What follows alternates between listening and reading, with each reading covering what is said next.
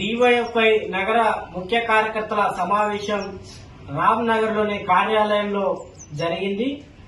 ఈ సమావేశంలో అనేక కార్యక్రమాలను చేపట్టడం జరిగింది. అట్లాగే రాష్ట్ర అసెంబ్లీ సమావేశాలు ఈ రోజుతో జరుగుతా ఉన్నాయి.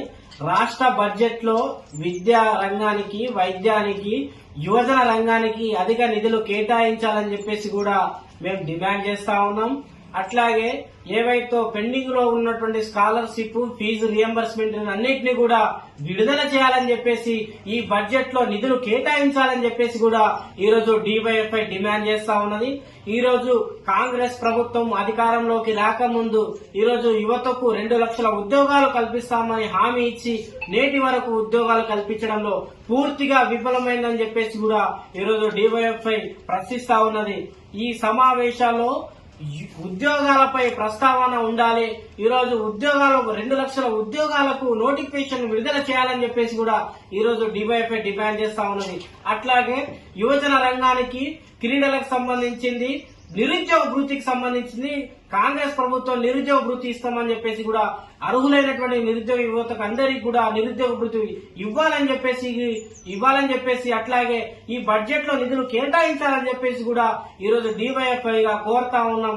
అట్లాగే ఏదైతే యూత్ డిక్లరేషన్ హామీలు ఇచ్చారో వాళ్ళ మేనిఫెస్టోలో యూత్ డిక్లరేషన్ హామీలన్నింటినీ కూడా అమలు చేస్తామని చెప్పేసి చెప్పడం జరిగింది. ఇప్పటి వరకు కూడా యూత్ డిక్లరేషన్ కు సంబంధించి హామీలు ఏవి కూడా అమలు చేయనటువంటి పరిస్థితి రాష్ట్రంలో కనిపిస్తా ఉన్నది.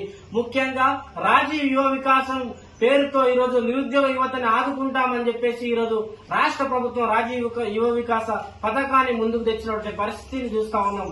అట్లాగే రాజీవ్ యువ వికాసం అర్హులైన నిరుద్యోగులందరినీ కూడా గుర్తించడం జరిగింది. కానీ ఇప్పటి వరకు కూడా రుణాలు ఇవ్వడంలో ఆలస్యం ఎందుకని చెప్పేసి కూడా ఈ రోజు రుణాలు ఇవ్వడంలో పూర్తిగా రాష్ట్ర ప్రభుత్వం నిర్లక్ష్యానికి గురి చేసిందని చెప్పేసి కూడా ఈ రోజు ప్రశ్నిస్తా ఉన్నాం.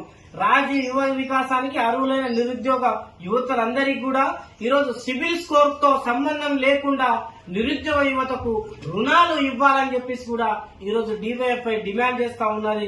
ఈరోజు విద్య, వైద్యం, ఉపాధి అవకాశాల మీద ఈ బడ్జెట్ లో కీలకంగా నిధులు కేటాయించాలని చెప్పేసి కూడా ఈరోజు డివైఎఫ్ఐ డిమాండ్ చేస్తా ఉన్నాం.